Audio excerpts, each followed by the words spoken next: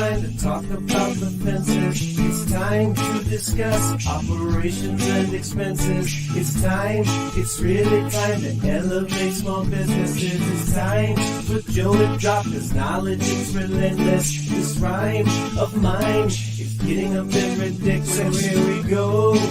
We're live with Joe. Enjoy the show. What is up, Fins fam? So good to be back in the studio, back with you guys virtually, as it were. So good to see you guys again. If I see you guys at the mid-year meeting, it was so good to catch up with you guys. Here in just a minute, if you've read the description, you know we're going to bring on Daniel. We're going to talk about all things AFA mid-year meeting. We're going to talk about the Midwest Golf Tournament update. We got a few more things to talk about. But first, before we dive into it, huge shout out. Expert Professional Wood Care Products for putting on this show, for sponsoring the live broadcast to you guys at home. If you guys are considering staining fence, which I think you ought to, we add a pretty healthy amount to our bottom line by offering pre-stained fence products. If you're considering it, give them a try. I think you'll find what I did. I've tried most all the ones, maybe not the big box store brands, but I've tried most of the ones in the fencing industry and settled on Expert. Really like it. The lack of a chemical smell made me feel a lot better about putting both my team members and my clients and their pets and kiddos in contact with it. So check them out. I think you'll find that Caleb Ashley and the whole team take great care of their customers and put out a great product. If you guys are listening to this as the podcast, thank you so much. You are listening to a recorded version of a live conversation I host most every Saturday. Starts at 10 a.m. Central and goes till it wraps up. Usually around 11, but sometimes it can go a little bit longer if we get talking about all things fencing and fencing related. You know how fence folks can be. Speaking of fence folks, let's bring them up. The one, the only, Daniel Brown. Daniel, how are you? Good. How are you, Joe? Man, I am doing so well. I'm doing so well. Thank you so much for coming in on a Saturday. Appreciate it. Thanks for having me. This will be fun. You're very welcome. You're very welcome. So It seems like forever ago, but last Friday, Saturday, we all came home from the AFA mid-year meetings. Yes, we did. We all got together for about 3 days, and we got to discuss American Fence Association and kind of sharpen our swords a little bit. Absolutely. Now, Daniel, was this your first mid-year meeting, or had you been before? It's my third. Your third. Well, okay, you're an old hat at it. I didn't know it was my first, so I really didn't know what to expect. General membership really doesn't even hear about mid-year meetings. Once you start serving on a board, you typically hear about your president or president-elect going to mid-year, and you hear about planning and such, but it's hard to understand what it is until you actually go and experience it. Yeah, I mid-year meeting, I started back, you go as a vice president. So I was vice president under Nathan Downs for 2 years. And then this is my first time to go as a president. So the last two, I just sat back and soaked it all in and watched the ideas and watched kind of the conversations develop. Absolutely.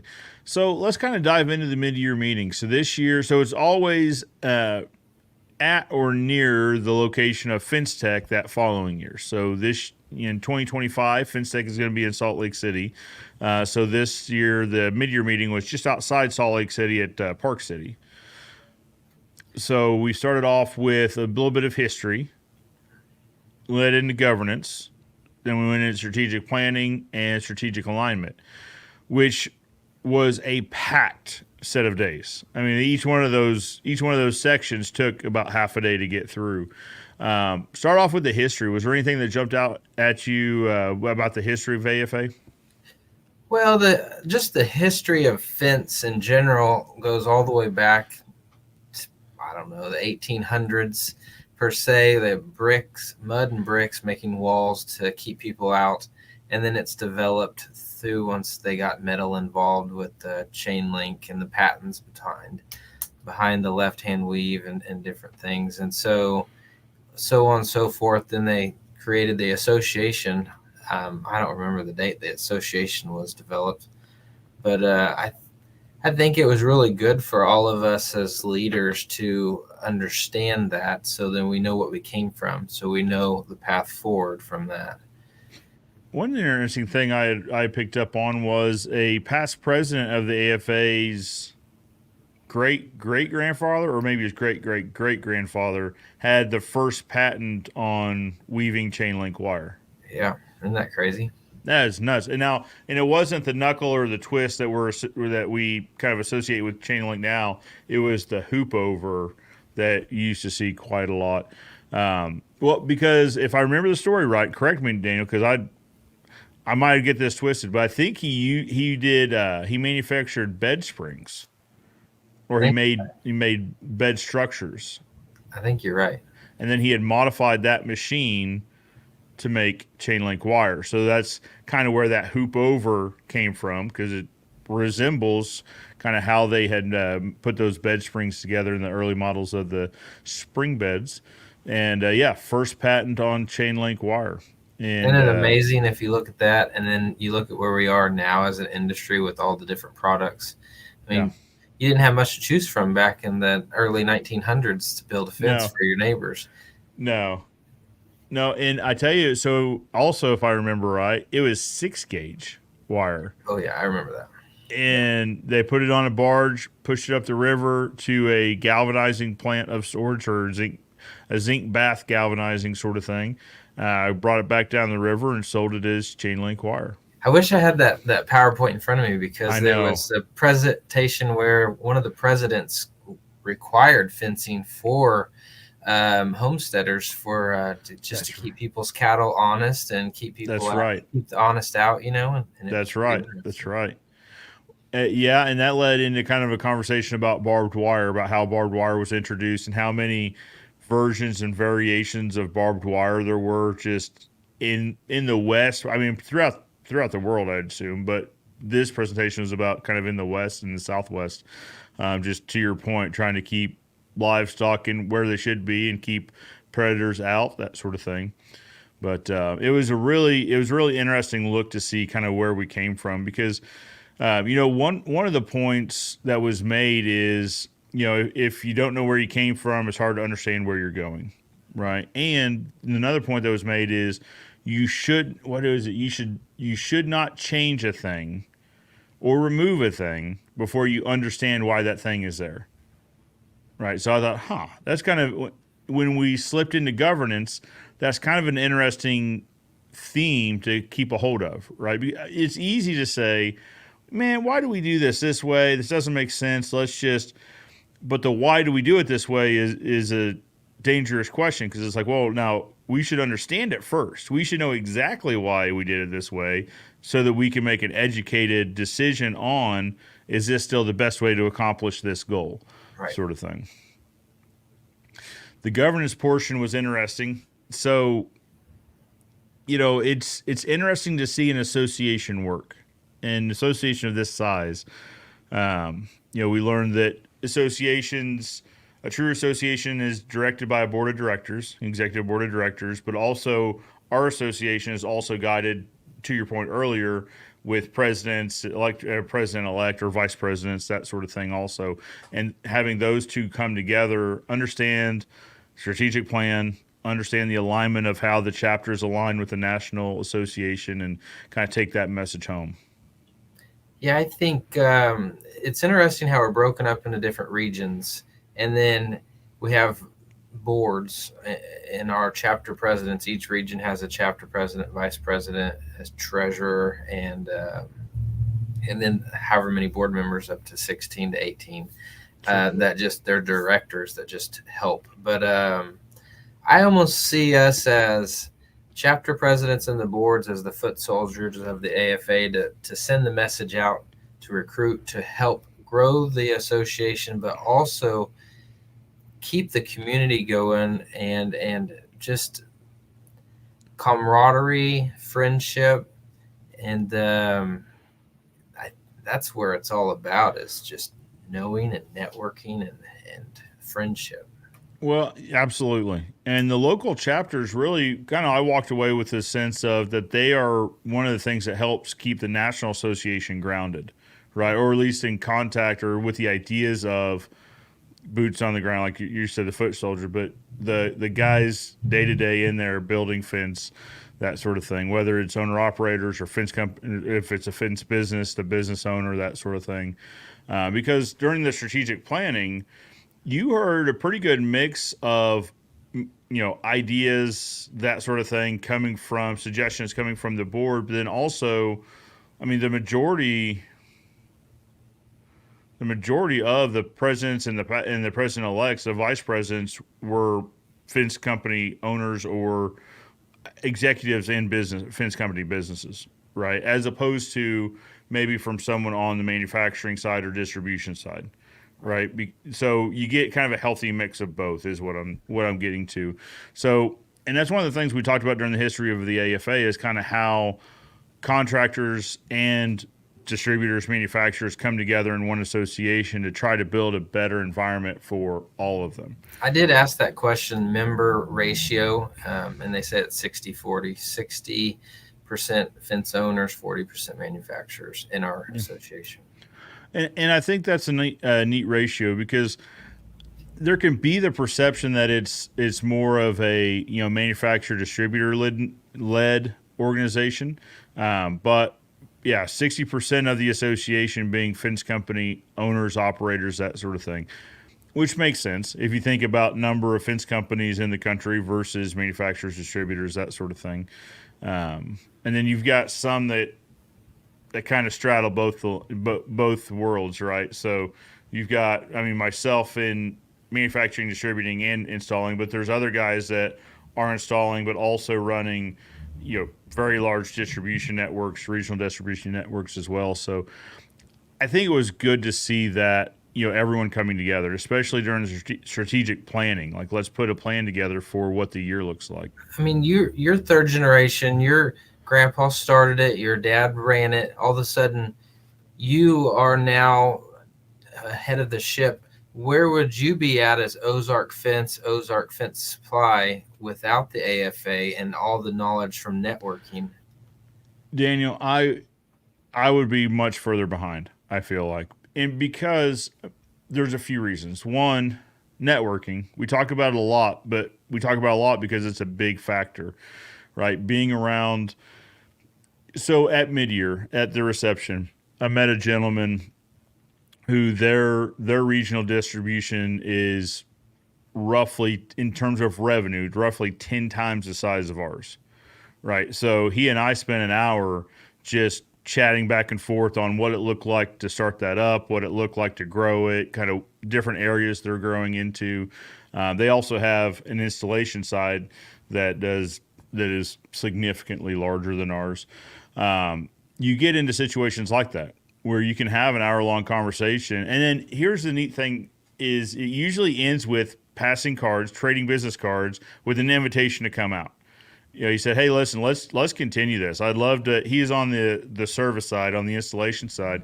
He said, "I'd love to come and host you, have you come out, take you over there to the distribution guys, let them show you around." And the networking, I cannot emphasize enough how important networking is, because it puts you in these conversations. I'll tell you a quick story about Yeah. mid-year.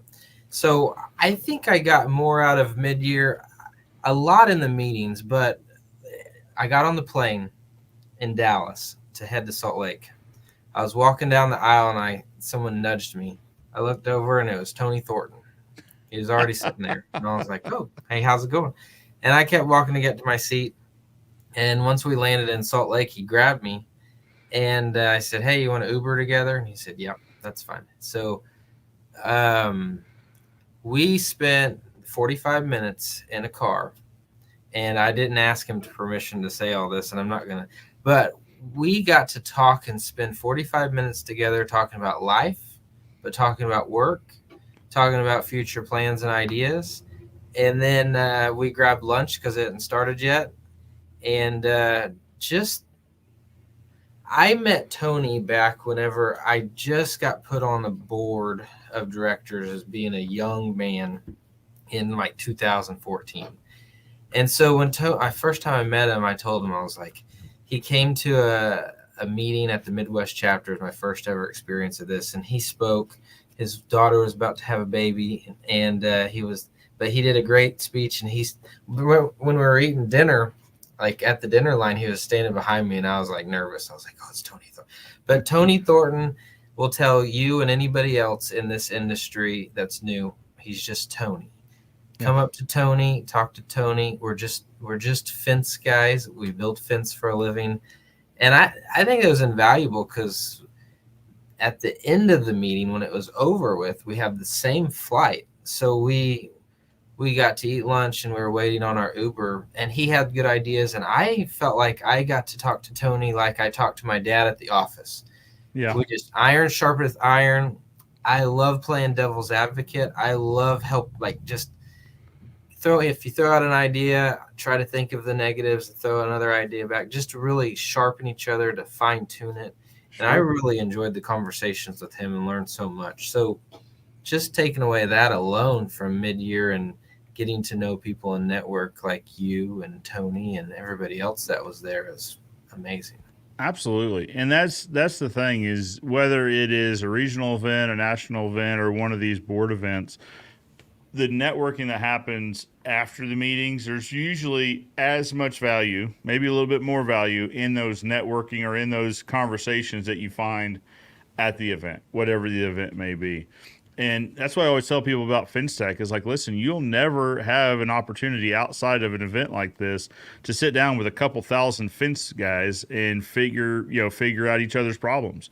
And it happens organically. So at FinStech in Nashville, it was the last day. We were starting to tear down some of the video equipment and stuff like that.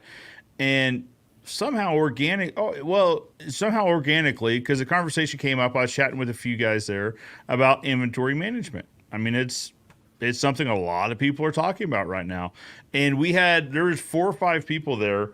I probably, like, if we're going to compare company sizes and all that, I probably shouldn't have been in the conversation. But just to be a fly on the wall, to hear about, well, I'm trying this, I've tried this, I wouldn't waste my time with it.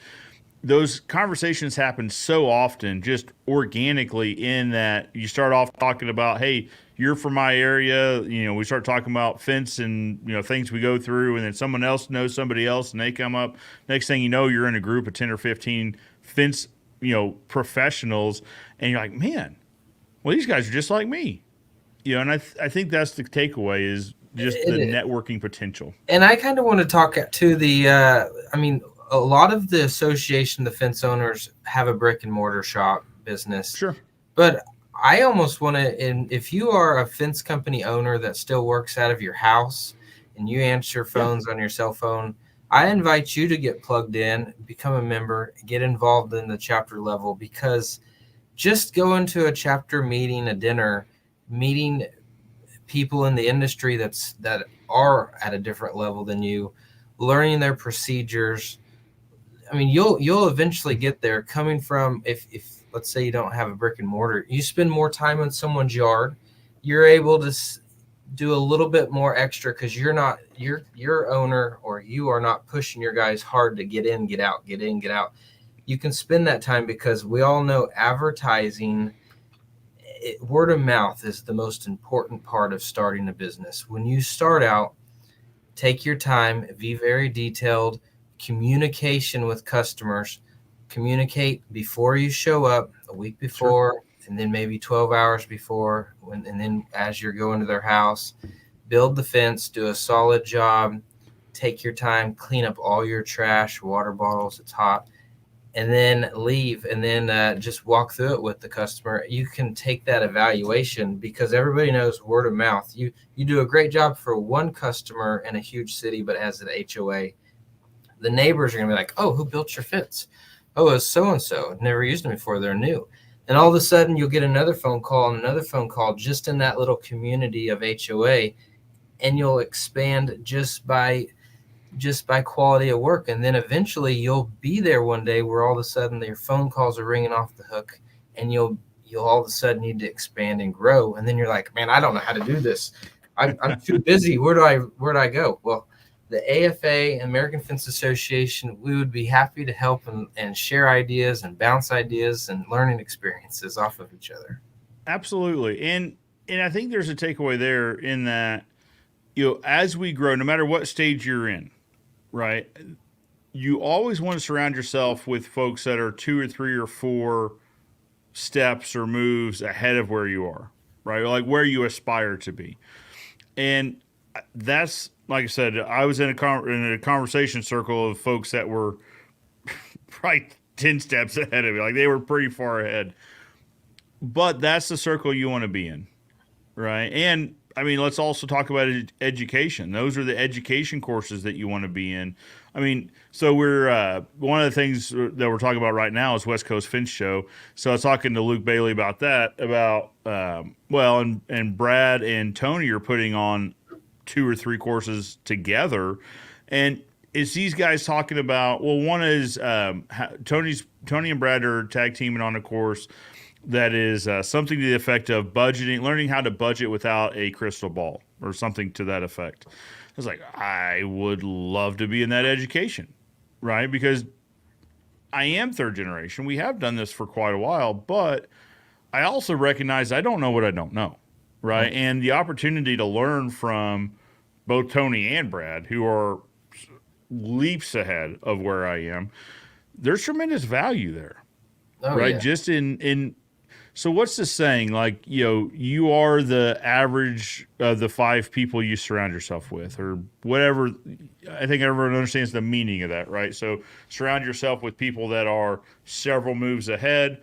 All of a sudden, that brings your average up, right? Yeah. Because that puts you in contact with people.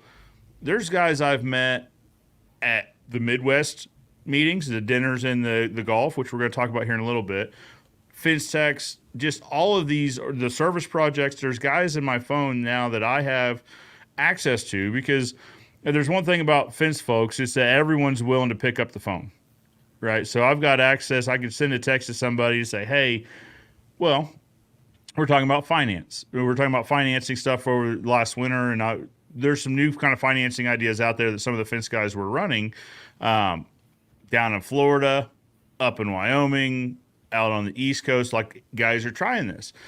And so we're in a group chat, like, how's it going? What would you do differently? Like, how can we make this better? I would have never met these guys outside of the Fence Association, Yeah. right? Because they are so much further ahead. They are, our circles likely would not have crossed had we not had the opportunity to meet each other, these sort of things. Like I said, I feel like we're talking about it a lot, but that's because it's that important. Is, to your point, even if you're running out of, your house, garage. So let's say hello to somebody real quick because he ties into this story. The one and the only, Josh Rand, Aloha Fence out of Heber City, Utah. Actually, shout out to Josh. So he was our local guide. Stay tuned on the channel for more content coming up about Fence Tech because he's our local guide into Salt Lake City. Josh shared with us he's lived that life, right? So he brought us to the shed behind the house. I don't even want to call it a shed. It was pretty nice. It was just a structure. You know what I mean? Oh, yeah. When you think shed, when I think shed, I think of something like small and kind of. This was not that, but he built it himself so that he could weld gates in there when it was raining, and he could, paint them and that sort of thing. Then grew into a location, then added an office, and then just through the natural growth cycle, natural growth progression of a fence company. When you're there, that's almost maybe when you need this the most, right? And I don't want to diminish anyone's need, I guess, but it's so easy to run astray, right? It's why the average fence company, or average small business in general, lasts whatever it is, 2 to 5 years, right? So you're most likely to go out of business within 2 years, and then a little bit less likely year 3, year 4, year 5. Once you get past year 5, you probably have a pretty good understanding of business.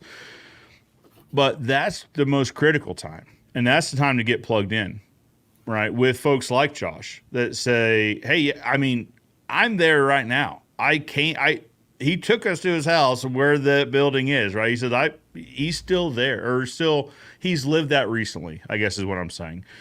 I likely wouldn't be a good person to talk to about that transition because I've never known it personally. I've heard stories about how we transitioned, but I might be a good person to talk to about running a business office, right? So it's also a good mix of those. You get everyone in between, but I would argue it's probably most important for the guys that are first 10 years of business, thereabouts. Well, I would say this.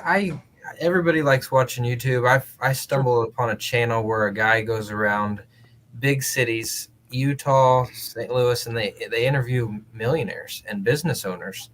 And every time he interviews somebody, they're always saying, I mean, these millionaires and these business owners, they say, invest in yourself, education, invest in yourself. Before you invest in your business, invest in yourself. So if you are a young fence guy and just starting out, or a smaller company, I would say Fence Tech has, last year we had 30 or 40 classes with highly regarded professionals. You sit in their class and it's just a bunch of education, from succession plans to sales training, operator school, even stain expertise. Yep. I always sit through them. I always want to learn. I always want to pick up that nugget. And then you have the opportunity, once you do those trainings, to get certified and you get certified in your trade, or you certified fence contractor, or different installation school and everything else. So education and always growing is huge. Absolutely. Well, and it's, like I said, it's learning from those that have come before, right? So it's practical education too. And if I go to an educational series, I really want to be taught and led by someone that has been there like 2 or 3 steps ago, right? To say, all right, when I was at 5 million, I was trying to get to 20 million. Here's the steps I took, right? Or automation. When I first got into it, here's what I did, but also here's how I scaled it. Here's how whatever the situation is, you want to learn from someone that's been there before, that's done it before. And one, they'll teach you how to do it, but two, they'll also, and probably more importantly, teach you what not to do. And the Right. instructors there have worked for either Door King, LiftMaster, or US Automatic for years, and they're very highly trained to what their skill is. So you'd be talking to the best. Sure, absolutely. Yeah, so there's going to be a variety of educational opportunities, both at West Coast Fence Show, Fence Tech. One of the things Nick had talked about a little bit is the on-the-road training, but also, I don't know if we're supposed to talk about it yet, so I'm not going to, but there's some other educational opportunities coming up in the future that will make it much more accessible for folks to get in on the learning. Yeah. And to your point, everything from practical application, the gate design, gate operator design, gate automation design, or leadership, right? So I think this is, as companies grow, and I'll speak from experience, as our company's grown, that's one of the areas that we've highlighted that we're weak on is training leaders. And there's no, like, we can teach you how to build fence. We can teach you how to fabricate gates. I've got guys that are great at these things that can teach you step by step. The leadership's a bit of a squishy skill, right? So it's not really a hard skill. It's not here's your 1, 2, 3, 4, 5. It's more of a squishy skill we're just not good at. So when Nick was talking about leadership training, leadership academy, that sort of thing, my ears just perked up. I was like, oh, note to self, taking this back to the office, and we're going to watch out for this. It's stuff that everyone likely needs, whether they know it or not. But again, another skill that to put in your back pocket for as you're growing, sort of thing. So let's say hello to a few people real quick, Daniel, before we move forward. First in the chat, Craig Eubanks. We know this gentleman. Good morning, gentlemen. Morning, Craig. Craig mentions it here in a little bit, but Craig hosts a show every Friday called Fence Guy Friday. Love it. You will love it as well. If you're into fencing content, check him out. Like I said, goes live every Friday. Check him out. Aaron Preston says, anyone having their business phone not ringing the last couple of weeks, Central Florida here. So I was talking to another contractor in our area about this on my way into work today, or way into the office today.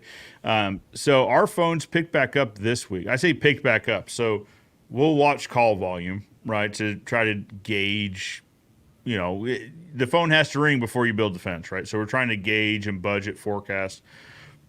I think everyone went on vacation at roughly the same time. And the heat is keeping them from their backyards. No kidding. I mean, you guys are going through it worse than we are, but it was 96, 97, 98 this week. And this week in Oklahoma, what was it, Tuesday or Wednesday? We had, I think it was 110 heat index. Like you step outside and you just, you can't step outside. It's like an oven. It's like an oven, especially for whatever reason, we hold humidity like crazy. So you got the heat and the humidity. It's just, I was telling some folks, is you take a shower in the morning, hop out of bed, take a shower, put your work clothes on, step out the door, and like within 30 seconds, you're like, I need another shower. Yeah. By the time you get to the office, you're like, I need to change of clothes in the shower ASAP. But to your point, Daniel, so the phone hasn't been ringing, right? So people are on vacation or they just don't want to go out in their yard. We, as fencing professionals, we need people in their yard as much as possible, grilling or taking dogs out or whatever. And in the winter, you want a season where it gets warm, a warm season in the winter where they get back out, less snow. Yep, absolutely. So I think we're getting there. I mean, God, we're not getting there in temperature wise. I looked at the 10-day forecast. Like we're getting into some 80s and then like 96. Like just enough to tease you, make you feel really good about your day, and then next day 98. But people are coming back from vacation though. So here in our area, Southwest Missouri, everyone's starting mid-August. Some are August 19th, some are August. I think we start August 20th, somewhere in that realm. So people are starting to come home, do back to school shopping, get settled, and realize we got to get this fence done. So, Dana, let me know if it's like this in your market. But for us, everyone always starts asking, usually in the fall, but when do you stop building fence? When do you guys shut down for the winter? Well, we got bills 12 months out of the year, and my guy's got rent 12 months out of the year or mortgage or, I mean, we like to eat every night, so it's like we build fence every day. But I think that's starting to weigh on people too, right? They want to get it done before this mythical close of the season sort of thing. Are you seeing that in your neck of the woods over there in Oklahoma, where things have dipped down but maybe started to come back?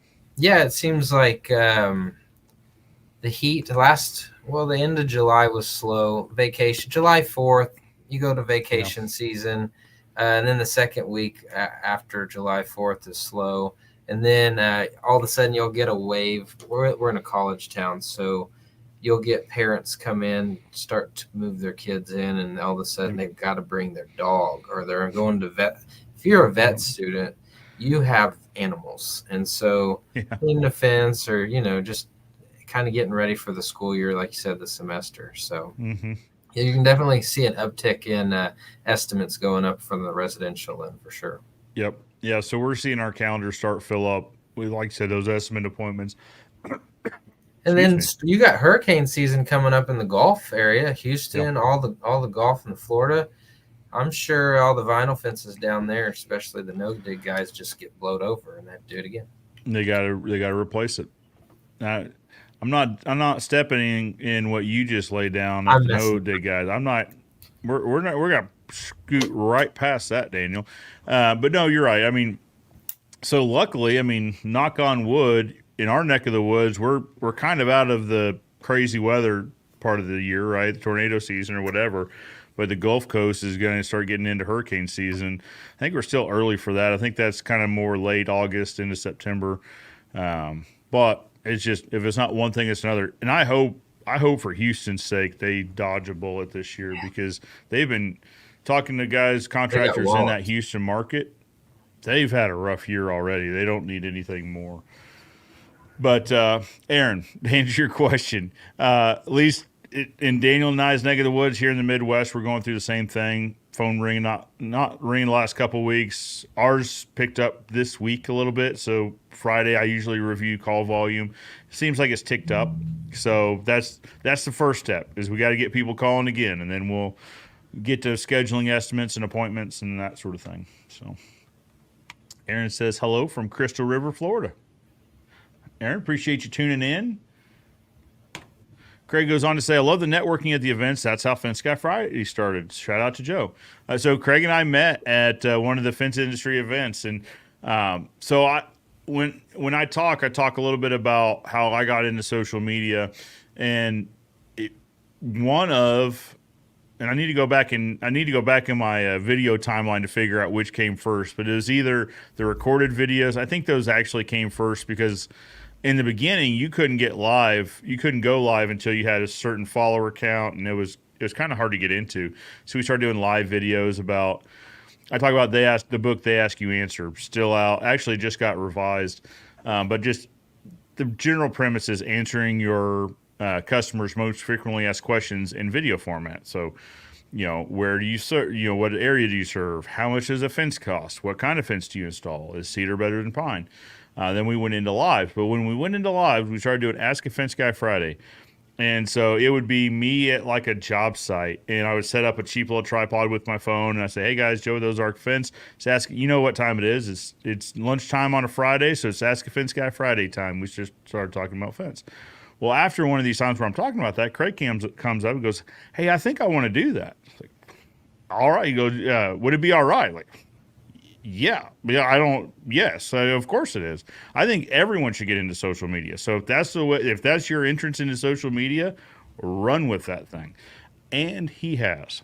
So Fence Guy Friday is a show that, like I said, Craig hosts every Friday evening live. And so you should definitely check it out. So Craig, much congratulations on your success so far, and continued success. I'm not sure what Aaron's laughing about, but I feel like we're all laughing with him. You got it, Aaron. Mr. Fredrickson, good morning, fellas, from Las Vegas. Good morning, Brian. Front Rock Fences, good morning, Joe and Daniel. Good morning to our cooler brothers in the north. We're actually wanting to live in the north right now, because that's the way in the summer. Now, in the wintertime, Daniel, they measure their. I always say I don't want to go anywhere that measures snow in feet. Yeah. We vacation there, though. Summertime's great. Summertime's beautiful. Nope. Good morning, Joe and Daniel. Good morning to yourself. Good morning to yourself. Good morning back. There you go. So Daniel, this is a question I've got to get answered. So Josh and I were talking about it. Do you know what region that Salt Lake City is in? I want to say it's the Rocky Mountains. That's the Rocky Mountain chapter. I bet you're right. So I think that's Sherman. I think Sherman. I got it right here. Okay. It's Brett Green, and that's the Colorado chapter. Yeah. Yeah, Tracy Henry Sherman. Yeah. Okay. So I tell you what, Josh, I will. So I've got that list you've got, Daniel. That's got their contact information in it, right? Yep. So Josh, I will email you and CC them on it and try to make the connection that way. Perfect. Shane Cadden, what's up, gentlemen? What's up, Shane? Morning. Speaking of regional chapters, the Indiana Kentucky chapter Shane has a bull by the horns with this chapter.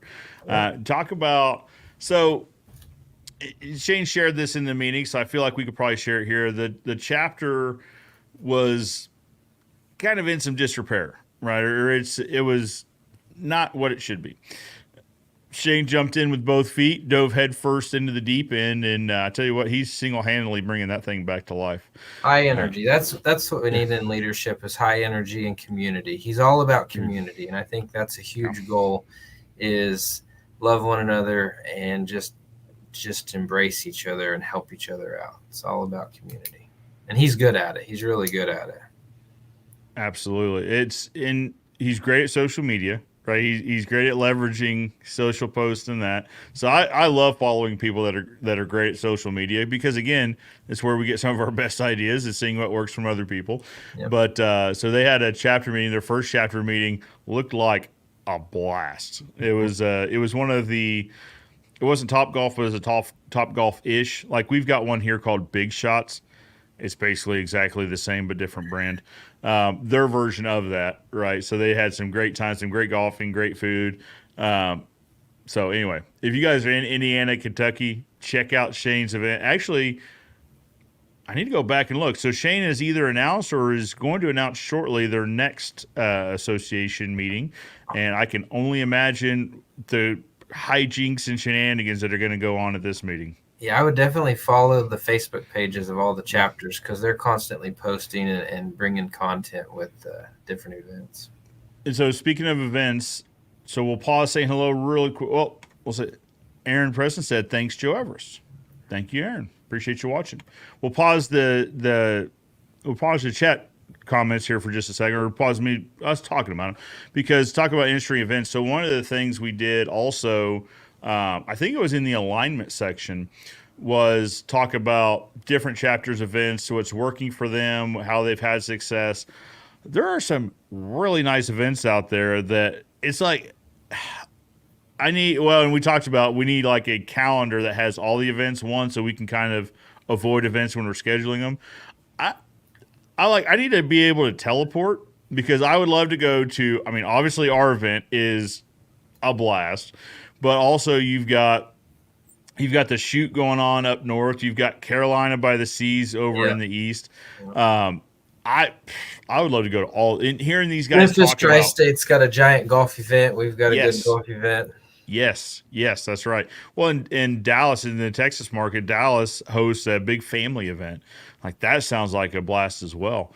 Texas does casino night. Yeah, so they do casino night Friday night, and then Saturday is like a big family event, to where like they merge the two really well. It's a really nice deal, it sounds like. I'd love to go. But the point is that it seems like all these regions, if there's one thing they're good at, the regions that are successful figure out fun events to put on, to keep their membership engaged, to keep them plugged into each other, and keep them coming back. So to wrap all this back up again, Shane seems like he's off to a smashing start with these regional events for sure. Corey says, after the Cybertruck post from you yesterday, my brain has so many unhinged questions. If Jackson Carpenter owns OZ Fence and he's driving around in a Cybertruck, he is definitely involved with Scarecrow Tech. No way. And behind Lucky Pickett's disappearance, Corey, how could you do this to me? Jackson is no way associated with Scarecrow Tech. Now, I'm going to say this. I've only read my parts through episode 8. So of season 1. Season 1 ends at episode 8.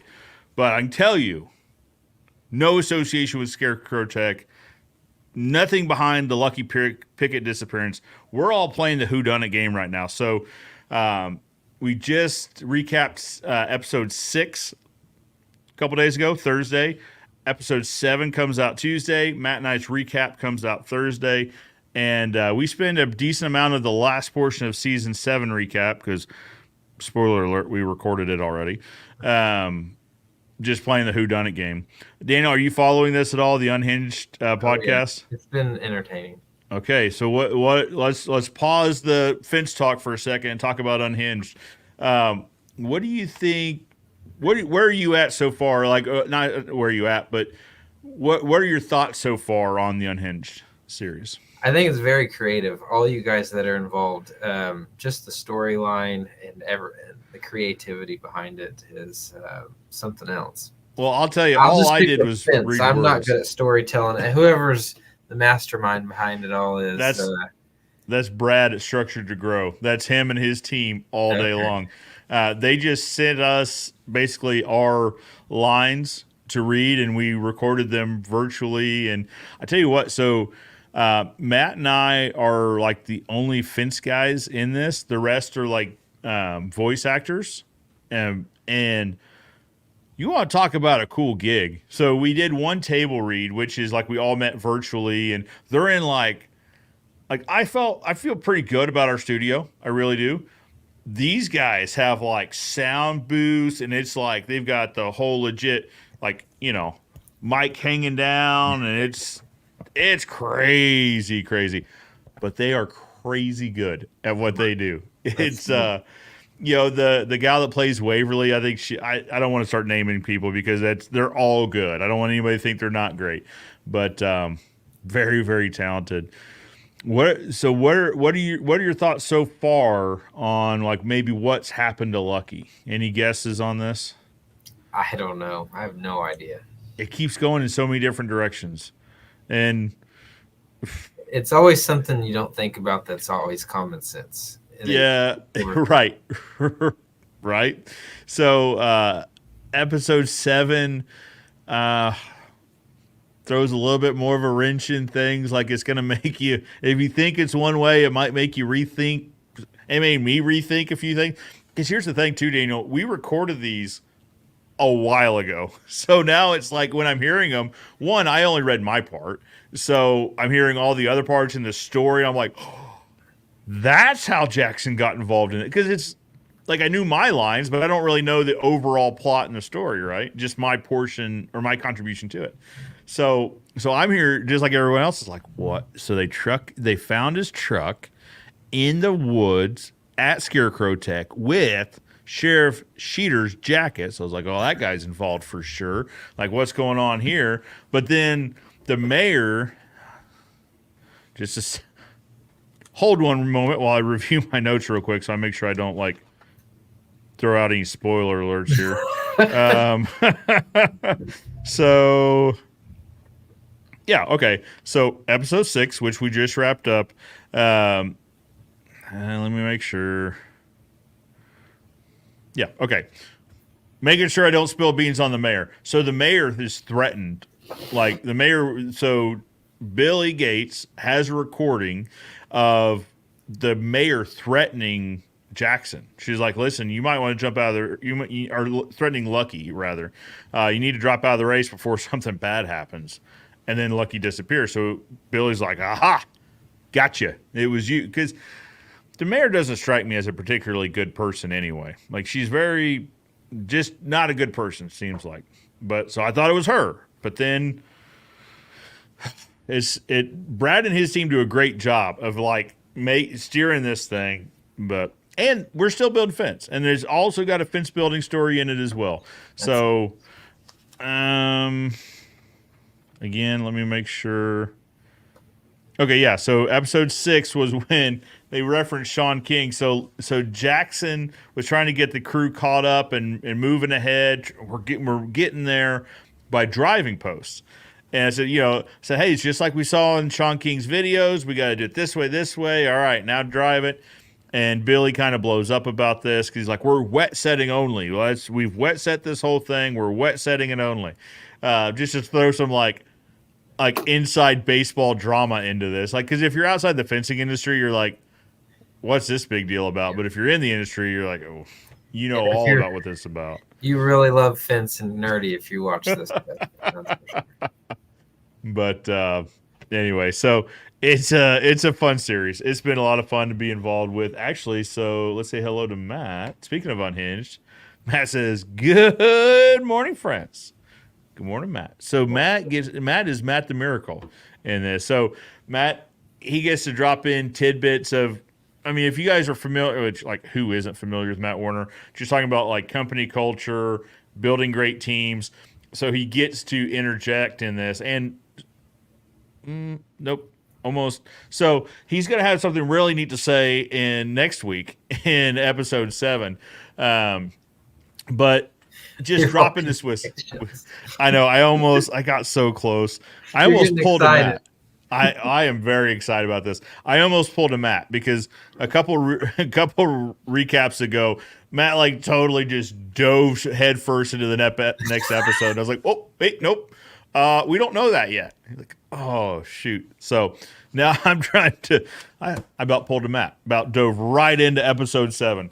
But anyway, it's really fun. I think when you listen to it, you get several things out. One, it's a fun fence story. Like what audio drama, which is technically the genre for this, what audio drama have you ever heard about the fence industry, right? Like there's never anything produced for the fencing industry. It's just not a sexy. It's just showing how far we're coming as an industry. I mean, look at us now.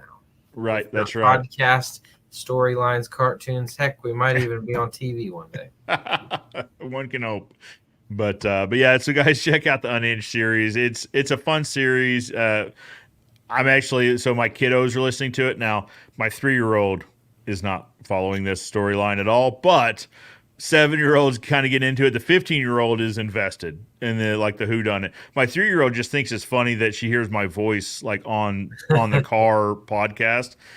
She thinks that's hilarious. But anyway, so kids get invested in it. I like listening to it as a business owner because you get Matt the Miracle just kind of dropping in relatable like little tidbits. And anyway, check out Unhinged. If you're not checking out the Unhinged series, wherever you listen to podcasts, if you search now, don't just search Unhinged because there are 1,000,001 podcasts with Unhinged in the name. But if you search Unhinged Lucky Pickett, pulls it right up. So when I got my truck, I had to go find it again because it doesn't link to my podcast on my phone apparently. So Unhinged Lucky Pickett, found it, hit follow, download, and it's every Tuesday morning. They're just there when I wake up. So that's cool. Very nice. All right, QD says, work has been slowing down, I think, due to the economy. How can we advertise fence repairs better without using annoying tactics like TikTok? I understand your TikTok comment. I do. So, but I do kind of like it. But work's been slowing down due to the economy. So, I guess, QD, it would be good to know, like, what part of the country. Let me scroll down because you had another one. I don't see what part of the country you're in. Let us know what part of the country you're in. So I'll preface this by saying, so Daniel and I are in the Midwest. Daniel's in Oklahoma and I'm in Missouri. It seems like, and Daniel, correct me if I'm wrong here, but if my feeling is in the Midwest, it feels like we're a bit insulated from the big ups, but also the big downs that you see on either coast. Do you get that feeling? I would hope to say that. I mean, we saw a good increase in home values during COVID type whatever. but not like what you saw on the coast, right? Either East Coast or West Coast. Those home values, some of them tripled. Well, they're building homes thousands and thousands at a time in the coastal areas, Yeah. Phoenix, Dallas. I almost think if anything happens, the big metro cities that are building mass producing houses, we might see a little downtick. But that's part of being in business, is going into survival mode, Sure. not learning where to save your money. I don't know. I guess I always relate back to the Bible times when you have Moses, 7 years of feast, 7 years of famine. We had a really good feast during COVID. All of a sudden, we got scared and the industry kind of exploded. Fence companies started up everywhere, and there was a huge demand that we might see a year of slowdown. I don't know. It could be. I think, like I said, it depends on what part of the world you're in, but or what part of the country you're in. Oh, well, world, I guess. Anyway, so we're on pace to outperform last year. On pace, but it's also felt slower though, because and there's a lot of things. So the economy maybe, but people are still working. So unemployment numbers have come back. People are still working. Now job growth isn't as stellar as they would like it to be. So the economy isn't adding as many jobs as everyone would like it to be, but the unemployment number isn't crazy. So people are still working. Pay rates, if on the business owner side, pay rates haven't gone anywhere, right? If anything, we're still getting creative about benefits, incentives, and all that. So people are still working. They're still getting paid. I think they might be holding on to money, maybe just to see what happens. They're just sitting on the sidelines. I think so. Sitting on the sidelines. I don't think it's everyone. Listen, I'm a fence guy, not an economics major here. Same. But it doesn't feel like it's a recession. Right, I think we're past that point where everyone is talking about, well, is it going to be a smooth landing or is it going to be a crash and burn like recession? Because here's the thing. So Daniel and I both have been through the housing crisis in whatever that was, 07, 08, 09. That, you want to talk about tough times. Those were tough times. I worked full-time here, and I also got a part-time job at Lowe's over in the building materials section, just because it's like we all took voluntary pay cuts just to keep the ship afloat. Yep. And those were economic slow times. This doesn't feel like that. Now it's also not as crazy as it was 2 years ago either, right? The COVID times were abnormal. Like it was, you would fall into work. You didn't have to advertise. You didn't have to do any of this. I almost feel like we're back to normal. Like, yes, just because I know everybody's got history of their business looking on their different platforms they use, but especially in our town, there's always a peak season. There's always a lull, then it peaks back up, and it just seems like we're kind of back to a normal that you're just not used to because you were so busy the last 2 years. I think that is the point, Daniel. I think when we look at our financials, so we track things quarterly, annually, and all that. So quarterly, we're starting to get back to the trends that we saw in 17, 18, 19. Now, material prices have skyrocketed, so our revenues are higher because, again, if you know your numbers and you're applying your markups correctly, if the materials price goes up, your revenue goes up. So same thing with payroll. If your labor cost goes up, your revenue goes up. Your total cost or your total what you're charging the customer goes up. So, but it's starting to look cyclical like what 2017, 18, 19. What I'm curious about is to see how creative companies that started in 2021, 22, 23, how creative they get with marketing and advertising, because they've only known good times. Yeah. Think about, so 22 was kind of maybe peak fencing, season in the COVID era, maybe 22, 23. And like I said, you could fall into work. You could turn advertising off completely or scale it way back. And if your name had fence in the title and your phone was turned on, you would be booked. And that was just the way of it. because people were working from home, which means, I mean, three things keep a fence company in business: kids, pets, and bad neighbors, or neighbors in general.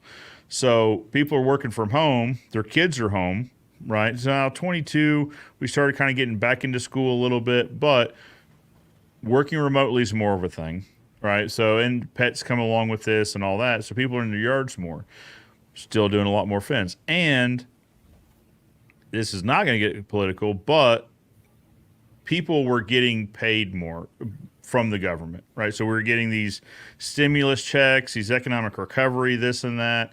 People just had money, and they had money to spend. Now, it did what the government had intended to do, which is stimulate business.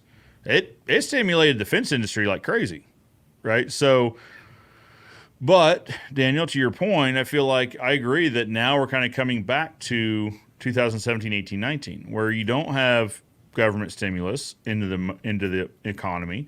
That, yeah, it just feels different. But it's also an election year, which And not only that, but whenever COVID was going on, right in 2019, interest rates for homes were at 3-4%, and people bought a lot of houses because money was cheap. Yeah. Now if you and every American, they just try to keep bettering themselves and get another home. Sure. Why would they want to sell a nice home and get an 9% interest rate? Yeah. They're just sitting and waiting for the feds are saying, well, let's look at September. So I think there's just a lot of people sitting on the sidelines waiting for that interest rate to take down. I think you're right. So, and what's interesting here is, so I was listening to a podcast on the way in. It was an economic podcast. It's funny how kind of we turn into our dads at some point, because I remember as a kid, I always used to gripe at my dad for listening to like talk show radio when we were driving instead of music. Now, as I'm driving in, I'm listening to the NPR economics podcast. Like, oh, I am my dad now. I just listen to NPR, which is basically talk radio, right? History repeats itself. Is that what you're saying? Absolutely. Apple doesn't fall very far from the tree. But anyway, so what they're saying now is, well, maybe because the jobs growth is slowed, now the unemployment hasn't climbed, as much as they were afraid it might. But so now they're saying not only will there be a decrease in September, but there might be an above forecasted decrease in September. So I think if that happens, it could lead to a bunch more. It could lead to those people that are on the sidelines with their bank accounts bringing it back into the economy, which for fencing folks, that would be fantastic, right? If we're talking about fourth quarter, which is where a decrease in September would actually start being felt in the market throughout the fourth quarter and first quarter of next year, that would be fantastic. Like, as fence contractors, that's really when we need it, is because, again, outside of COVID era, we typically dip in the wintertime. People assume like we just don't build fences in the winter. They assume we go somewhere else, or we just don't. I don't know what they think we do. But so getting some extra funds into the economy in the wintertime, not a horrible thing. So I don't know. And that concludes the economic portions of the Ask the Fence Experts. I don't know. We'll see. Here's one thing that I would add to that. I think now is the time to start putting hooks in the water for commercial jobs for winter work. I do know that residential slows down around the country, but if you get anything out of this, the little nugget is definitely want to start bidding commercial jobs now, because they start hitting and they might start building those projects January, February, March, April. And this is a good time to roll into that and start focusing your business on that. Well, this is absolutely. This is the time to put your foot on the gas across the board, right? So typically marketing, depending on what marketing you do, but typically you don't feel it for the first month or two, right? It takes a little bit of time for it to gain traction and really take off. So I feel like what I saw pre-COVID, the danger people got into was they would stop marketing, or at least cut way back in the summertime because they were so busy. The rationale makes sense because they say I've got more business than I can deal with. I'm 6, 8, 10, 12 weeks, whatever, out. You don't want a hard stop. You want to keep riding the wave into the December. Yeah. That's it. I understand scaling back, but in the summertime, you're reaping what you sowed in the spring. when you're marketing heavy over the winter, early spring, you're reaping that in the summer. So this is the time to press the gas, or at least don't take your foot off the gas, because you're not going to reap what you sow right now until the fall or the wintertime even. This is the time to just really plow forward. Now, QD, I'll answer that was a really long answer that didn't really answer your question. How can we advertise fence repairs better without annoying tactics like TikTok? One, I wish there were a fence company in town that specialized in repairs, because our crews are all 3 guys, a truck, a trailer, and a piece of equipment. Well, 4 guys on 3 or 4 guys, truck, trailer, piece of equipment.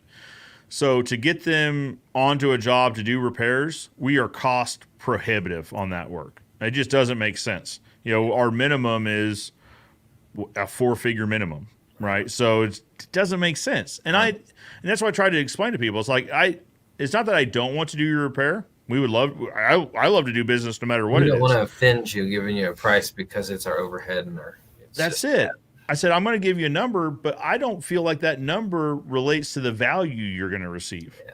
You're not going to get that much out of this. So here, at least in our market, this is what happens: is we'll have some guys kind of go off on their own. We distribute materials, we sell them out of our lot, we ship them, whatever. And so we'll meet guys that are going out on their own. We start selling them materials, and they say, "Hey, could you refer work to us for repairs?" Yes, I would love to, because right now I just say, I'll give you a number. It's going to be expensive. You're not going to offend me when you say no. I'm expecting it. I would love to say, but I would also recommend you reach out to XYZ Fence, because they love doing repairs and they actually specialize in them. We'll have guys that do that. And I'm telling you, Daniel, if you're looking at a margin, like a gross profit percentage, they make more money per job than we do building fence, right? Because they're able to charge a little bit more. They're in and they're out. They're typically a couple hours on a basic repair. If you've got a few rotted posts, you need to set a few hours. You're in and you're out. You're done and you're paid. I did that before I was going to college. Summers and the summers to pay for my semester. I did a lot of repairs on the side. It's great work. It is, but the danger is they start chasing larger ticket items. Right, so they'll say, well, I can also do this whole line of fence. Well, I can do the whole yard. I can do this, that, and the other. And then they hire guys because they're busy. And then they buy a new truck because they need a haul. They buy a new trailer. And now, even if they're owner-operator, they're 3 guys, a truck, a trailer, and a piece of equipment. They're like, I just can't make any money doing repairs anymore. And so then they grow out. Then they get into, full-scale residential. I wish... Well, and I'm waiting for some of our guys to get to the point where they don't want to do full, maybe they get to an age or just they don't want to do full installs anymore. Set them up with like a little Maverick truck and ramp up a repair division. We would kill it. So, again, not really answering your question yet. So, how can we advertise fence repairs? That was a shotgun blast of information to help out. It's not a rifle shot, but it was a shotgun. That's kind of a great answer. Yeah, so let's try to switch to that was a great analogy, Daniel. Thank you. Let's switch to the rifle here. How can you advertise? If I were going to do it, I would start with Facebook, because I can't tell you how many times we've been tagged in the last month in these, I love Springfield, Republic Business, I love this neighborhood, I love that neighborhood. People asking, hey, and in our market, everyone's asking who fixes fences right now. So I think this probably relates, Daniel, to what you're saying. People are keeping their money on the sidelines as much as they can. Hey, let's fix this thing. We're not looking to replace it. I want to fix. It's usually the gates. I want to replace a gate, or I've got a rotted post that needs replaced. Whatever. Jump into every Facebook community group you can get into and just wait. You could wait for these to come on, or you could now. Some of these groups are for profit. So the I Love Springfield group, you have to pay to initiate a post for your business. It's like $25 or something. Or you could just wait for somebody to ask and jump in the comments. I'd love to do it. We do great repairs. We're actually only a few weeks out. I think that is absolutely where I'd start. I see that a lot. Yeah, I a agree. Facebook page for the business is free, right? And this is what I love. So we're gonna go down the marketing trail for a minute, the social media marketing, because it's also taking the phone, doing what Craig does, and doing it live, or it's you go to the job site and you do walkarounds. There's a gentleman named John that does great project walkthroughs, right? So I think what I'd probably also do is start doing videos saying, hey, we've got this customer, they've got 2 rotted posts. Let me set up a camera, do a time lapse. We're going to replace these things, or however you handle rotted posts. We're going to fix these things. Boom, fixed. Hey, if you've got a couple of rotted posts, my name's so and so company, and I'd love to fix yours too. Yep. I think you had better be ready, because I think there would be a tidal wave of business come in, because I have to think most markets are like ours, to where they really don't have a great solution for repairs. And that's also a thing. Like, start a repair focused business, but go into it knowing you are going to be tempted by higher ticket item projects, right? I'm not saying there's anything wrong with those. I think the gross profit is better in repairs than it is full installs. One guy's opinion. But QD, I really hope that answered your question. If not, let me know in the comments. I'll give it another shot. Shane says, come on with it. You got it, Shane. That's probably when we were talking about the group, the Indiana, Kentucky events, for sure. Matt, Jackson might know more about Scarecrow Tech than I thought. You and I both know he doesn't. We talked about this. He's jumping into episode 7 recap right now, because he started this whole conspiracy. He started a little thread, and I know what's going on here. It's not Jackson. As Jackson, I'm telling you, well, I don't know. I only know through the end of season 1. So far, it's not Jackson. Jackson's just there to help, Matt. Come on. He's a friendly local fence guy. Shane says, coming up this week. Oh, so for the announcement for the next Indiana, Kentucky regional chapter event, and also golf outing in September. Everyone's golfing in September. Yeah, so we'd love to hear about your golf tournament. QD says, thanks again, by the way. You're very welcome. See, this is Matt's keeping this going. Jackson might know more than I thought. Good point, Corey Bigelow. Matt and Corey, you're barking up the wrong tree. I'm telling you. I think we should look at the mayor. Now, Sheriff Sheeter, I don't know. Maybe. Well, there's some questions I've got around this guy. Tony Thornton. Speaking of Tony Thornton, you mentioned him early. Good morning, guys. Good morning. Good morning, Tony. Give war a chance. Says, greetings from the Midwest. Greetings. Good morning. Matt goes on to say, it's the mayor. I think you're really onto something here. Corey says you cannot. So Corey's following this for sure. You cannot afford a Cybertruck building hamster enclosures. I don't think Jackson drives a Cybertruck. I think Joe at Ozark Fence showed a picture yesterday of Ozark Fence getting a Cybertruck. I don't think Jackson drives a Cybertruck. I did look at the calendar after I saw that picture, wondering if it was April Fool's. No, nope. We pulled the trigger on that, dude. So we've had 12. So I got it wrapped yesterday. QR codes on it. Now I scanned it a couple times just to make sure it worked. But it's got 12 scans going from the wrap shop to my dad's house, because I had to show it off there. Oh, it got 12 scans driving down the road? Yeah, the QR scans. Now, like I said, a couple of them are mine. A couple of them could be the wrap shop. Also wanted to make sure, but it's gotten a few scans at least on the way home. So I have QR codes on my estimate truck. Do you track those? I mean, do they work well? Yep. Guys, we could be onto something here. It could be QR codes. If COVID was good for anything, the COVID era was good for fence companies, but if it was good at teaching anybody anything, it was how to use QR codes. There was a guy, I think I did the estimate this week. I was actually just finished up, and he's like, I seen your company on a fence sign, and that's where I got the number. And I was like, well, we got a website and a Facebook page. And he goes, oh, let me scan this. And he did it like right in front of me, actually talk about that. That actually happened this week. It's pretty fun. Well, yeah, people, I mean, listen, you had to learn how to use QR codes if you wanted to eat. Like if you went out to a restaurant, you had no options, which I am glad to see restaurants bringing actual menus back. Yeah. I was afraid they wouldn't because I was like, listen, if I'm a business owner and I got people to start using QR codes, why would I pay to print menus that change however often I change the menu? No, the QR code works fine. We'll just keep doing that, and we'll be health conscious too. But as a consumer, I'm glad to see them come back because I didn't like using the QR codes. Have you used? This is going to totally derail for a second. So those Coke machines, the ones that you press, and then the ones that have like 100 different flavors or whatever in them. Have you seen the ones that are only QR codes? No. I hate these so much. So much. All right, I took the kids my wife and I took the kids to the movies.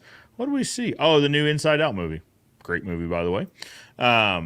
Yes, their Coke machines were QR code only. So while you have a big cup in your hand and you fill it with ice, you got to scan it. And then on your phone, you got to select, I'd love a ginger ale. Boom. You had to press this while it fills. You couldn't press. It has a screen. It has all the options on the screen. Cannot touch the screen. Overthinking it. Agreed. QR codes can go too far. So we also need to remember that, fence industry. Let's not overdo the QR codes. Yeah. Okay, let's make it easy, but not. Anyway, let's get it back on track. All right. So Give War a Chance says, what are the best ways to implement additional services like staining, power washing, and routine maintenance to your business? Offer a package deal to the fence they can add on like an extended warranty. You answered your own question. I think that's a great idea.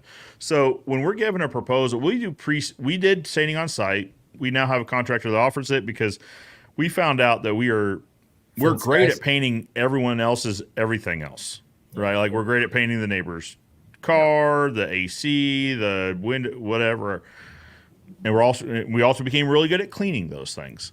So now we pre-stain. That is the way, my fellow fencers. If you can pre-stain, pre-stain. Or if you don't want to even mess with the mess, Gopher Wood is a pre-stained product using expert professional wood care products. I'll give them a plug because that is a fantastic solution. We offer the pre-stain upgrade on every wood proposal. Period. Oh, it just gets our sales guys have to quote it. It's just an option. Yeah, exactly. Optional upgrade. Boom, boom, just boom. An option. Daniel, just off the top of your head, how often do you think that converts? I don't even know in my office. Oh. I would say 90% of our residential fences are sold with pre-stain because it's just the upgrade. It's not very expensive, and it gives a huge life to the fence. You don't have a gray fence in your backyard that looks like behind me. It's something pretty like Joe. You can have one like, oh, wait, let me point in the right direction. You think I've done this before, like this. Like you'd have a really nice, instead of like that. But, it's an easy upgrade. And here's the thing. It is a great upgrade because the customer gets more value than what it cost. Right? So the cost is very minimal compared to the value, depending on the stain, 3, 5, 7 years, whatever, warranty on the finish of this fence. It's going to look great. As long as it's an oil-based stain, now again, we prefer expert, but I understand there's others out there.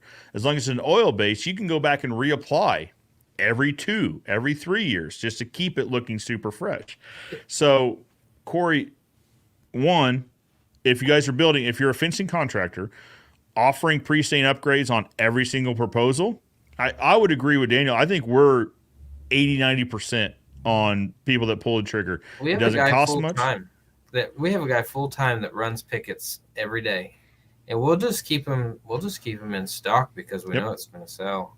So that's the thing too. So you offer one color, like one standard color? I usually two colors. Okay. So we offer one color standard, or we've got a stain machine. So we dip a lot. We dip our primary boards, but we've got a stain machine where we can run custom colors. For us, pecan is just kind of that nice middle of the road, looks great on cedar. We just keep a bunch of it just ready to go. Because also if you sell materials, at least in our area, so we've got Lowe's, Menards, Home Depot. Menards sells it is a pre-stained picket, but it looks awful. But Lowe's and Menards don't stock. I'm sure they can order, but they don't stock pre-stained. So if you're selling fence materials, just advertise that you sell pre-stained cedar pickets. You're going to sell quite a lot of them just off your lot. So that is absolutely the first step. And then we have toyed around with offering you had mentioned it. Yeah. Routine maintenance. We've toyed with this. We've played with it. We've offered it. Haven't found the secret sauce on making sure the customer understands the value. So we played with cleaning it once a year, restaining it every 3 years. That seemed to be a good deal, but we offered it monthly or annually. Annually paying seemed to be the one that the customers, we would include it in the first year. All it is pre-stain, right? So then the second year they get a bill on January 1. Third year they get a bill on January 1 with the option of paying X amount to restain. It did okay. I'm thinking that's operator error on our part for just not sitting down and really dialing that in. I think we could do better, honestly. But that is what I would do. Offer a package deal of the fence they can add on like an extended warranty. Offering the maintenance plan to say, well, that's not a bad idea to say, hey, if this, your stain's going to have a warranty anyway, right? So if you say, hey, if it's a 3-year warranty, if we reapply it every 3 years, that's going to keep your warranty in effect consistently, just keep extending that warranty. I agree. I think these are all great ideas. Absolutely. I apologize. I'm not even going to attempt the name because I will butcher it. I apologize. What can I do to sell fence tubes to USA? Well, that's an uphill battle. So there are quite a few pipe and tube manufacturers here in the United States. There's a pretty big push to keep business in the United States. Import tube and pipe right now is probably, I'm not saying you won't find business. I'm just saying it's probably not, the market's probably not ready for that right now. Would you say, Daniel, on being on the service side, would that be accurate? To have someone import pipe and tube? I know that they do it, but it's definitely a push to keep it in the U.S. right now.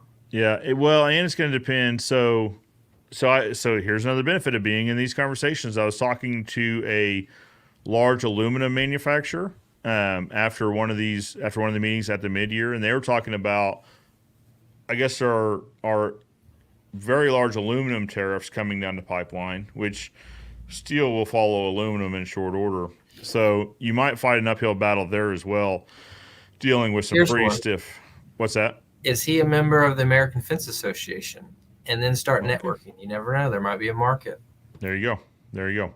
Get plugged in first, and then just see if there is a market in the United States first, before you commit to trying to sell into the United States. QD is in the Huntsville, Alabama area. There you go. Very good. So kind of in the South. I would think you guys are likely kind of like us here in the Midwest, insulated from the East Coast and West Coast. But who knows? QD's been thinking about maintenance plans. I think maintenance plans are a fantastic way of finding recurring revenue. The HVAC industry's done this. It's basically standard now. It comes with a free 1-year maintenance plan, which there's no maintenance in the first year, so it's pretty easy to offer a free 1-year maintenance plan. And then January 1, like clockwork, you get an invoice. Hey, here's your annual maintenance plan. Now you have to make sure you load this thing with value, right? So think about HVAC offers, a free diagnostic or not half price, but 10 or 15% off parts and labor or whatever else. You need to make sure you add enough value here to justify it, but it could be a fantastic source of recurring revenue. Absolutely. Yeah. Give more chances in Indiana. Well, you need to hook up with Shane Catton for sure. Work has been a bit slower than the past few, but we've still been doing well, all things considered. I run about a good portion of our estimates, and I've sold $1.8 million this year just by myself. Listen, if you're in a sales role selling anywhere around $2 million a year, you are killing it. Absolutely. And depends what you're selling, right? So I guess someone doing like energy infrastructure it's probably easier to get to 2 million than it is for someone selling residential. But honestly, hats off to you. Absolutely. So it has been slower the last few weeks, but again, people on vacation. I think people getting last minute vacations in. I'm sure it still won't pick up until after school starts, because I think right now people are focused on back to school shopping. That takes priority over fixing a fence, replacing a fence. Sure. Combine going back to school with possibly a rate reduction in September, which will actually take effect fourth quarter. We could be looking at a pretty decent winter, and I will not complain about that at all. QD says they had a good feast in 22, but have been hurting since, sadly. Yeah, 22 was abnormal. It was absolutely abnormal. You cannot base any projections off COVID era spending. You just cannot. But we've been looking at 17, 18, 19 as, so we look at like quarterly percentage of annual revenue to try to forecast a little bit. Hey, is it 23% of the annual revenue in quarter two, whatever it is? Where do we think we're going to be at budget wise? Let's break it down. We don't even look at 20, 21, 22, 23, because it's just, I think those are just abnormal years. Yep. They're outliers for sure. Give Ward a chance. Says our biggest help has come from our Google reviews and word of mouth. Great points. Advertising has been tweaked now and we're getting better leads, but reviews and word of mouth are the best. Anything you can do to generate reviews will only do good things for you. Right? We touched on that earlier. Yep. As long as you're doing good work. So let's start there. But yeah, reviews. There's Google reviews are hard to get. You could do, let's say a normal fence company builds 400 fences a year, and let's say 95% of the jobs go great. It'd be hard to get every single one of them customers to get a Google review. It seems like Google reviews are for the customers that something went wrong and they have the platform to. But Google reviews, if you guys figure out that challenge and that wheelhouse, that would be something to touch on, a good topic, because those are hard to get. So I think you're spot on. It'd be a good thing to talk about. So right now, I don't want to mention them because we're leaving them, but we use a review aggregator, so an aggregator works. So we use Job Nimbus. This will work with any CRM, whichever one it is. But at the end of it, once they have paid in full, then they get switched to, they get sent an email that says, hey, thank you so much. We appreciate your prompt payment and putting your trust in our family-owned fence company. If you what did I say? It really means a lot to both us and our team members if you would leave a review. If you feel so led to leave a review, here's a link. Now you click the link and it takes you to this company's landing page for our company that says we love getting reviews on Google, Facebook, Better Business Bureau, whatever. Click on one of those, it takes them to us. It makes it super easy to leave a review. That's the thing, is you can't rely on them to go find you and leave a review, because again, typically only people that are motivated to leave a bad review do that. It's like pre-staining. You have to teach your Salesforce to follow up after the invoice to mention, hey, Google review. If you can praise us, I'm sure you've got notes just like we have from customers. If customers take the time to write a note for the installers thanking them of the good job, hey, send it. Google reviews mean a lot too. Just really hit that home. One thing, we were with a different review site before. One thing they did really well is they had a customized what looked like a business card with our installer's name and a picture of them on it. And on the back, it was, it would mean a lot to me if you left me a review, boom, boom, like in an easy URL, to where the crew would hand it out. Like, hey, listen, it would mean a lot to me. It would mean a lot to my guys if you could leave us a quick review. Here's an easy way to get that done. Which today, in today's day and age, bringing the conversation back a few minutes, a QR code would be even easier. We have that. If you could scan the QR code, it'll take you to leave us a review. It would mean a lot. Anything you can do to make it easier. Talking about reviews, and again, how hard getting good reviews is on not only Google, but really any of them. I have a problem trusting companies with a 5-star average on any of these. You know what I mean? It's like, I just know how customers are.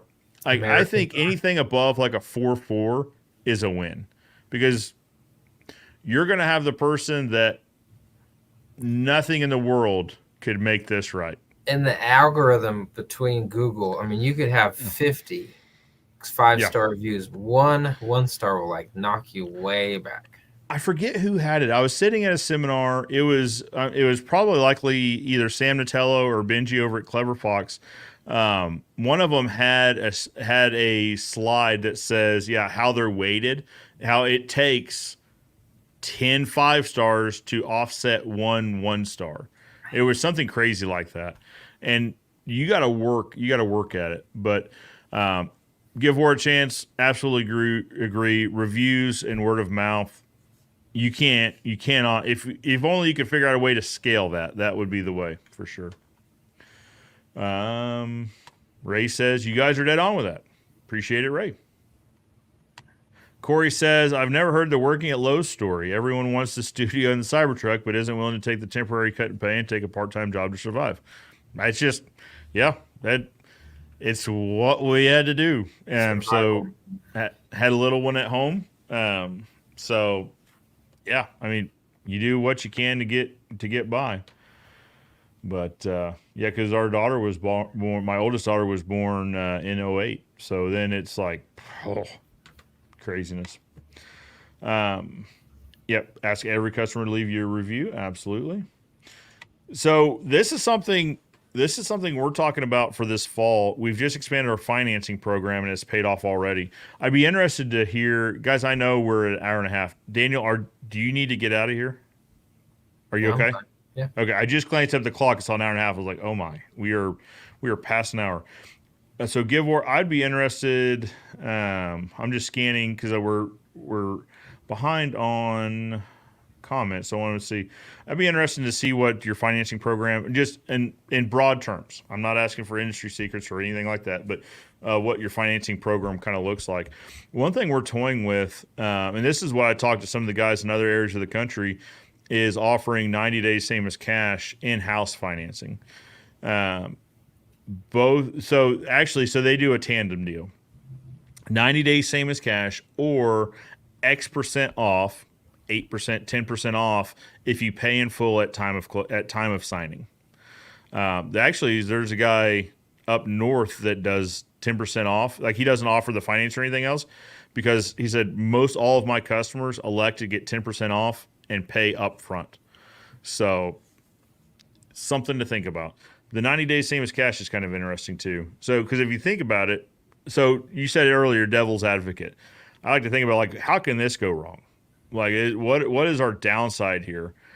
They don't pay. All right, well, we've been there before with customers that don't pay anyway. So even if the terms are net, usually our residential terms are net 15, commercial is net 30 or net 60, depending on the client. But I mean, how do we secure our interest in this? With a property lien. Yeah. Right. So you still have that option with 90 days same as cash. And you need to revise your contract. We've already taken that step. Lawyers are pretty familiar with the verbiage, at least ours was. The verbiage needs to go in there to make it compliant in your state. But I mean, if they don't make the 90 days, they revert. I mean, obviously, interest gets applied and reverts to day one at an interest rate that is compliant with your state, whatever that might be. And every business is different. 90 days might work out for some, but some smaller businesses, they need that cash flow to keep rolling. Bingo. So you have got to make sure you're okay not getting paid for 3 months. Yeah. I mean, you've got to be able to float it. In companies that are used to doing, so we're probably, if we're only looking at residential commercial, so commercial fencing as our total revenue is about 40% of our business, whereas residential is only about 20% of our business. We're used to doing a lot of commercial, which is 30 days, 60 days. I mean, let's be honest, 90 or 120 days, because you got to go through so many levels of finance before anybody approves a check. We're kind of used to that anyway. right? So 90 days, like there's some commercial customers where we would love to get paid in 90 days. So you have to, that is a great point, Dan. You have to be ready for that. You have to be set up to say, hey, I'm okay not getting paid for 3 months. Now, I'd have to think some pay before, right? I think we'll have some customers that pay when it's done just And because they want to get moved past it. And that's where one of your business sprockets is retail sales, and that might help the cash flow. Yep. And so it offsets everything else. So. Yep, absolutely. So I'd be interested to see, give Awar what your financing program looks like. That could be a whole episode in and of itself. But financing, you got to be careful when you're talking about it. It's a more regulated industry, but it'd be interesting to hear like what your in general program looks like. Ray says you have to consider the price of gas and groceries these days also. Absolutely. I mean, family budgets are tight no matter what the family looks like.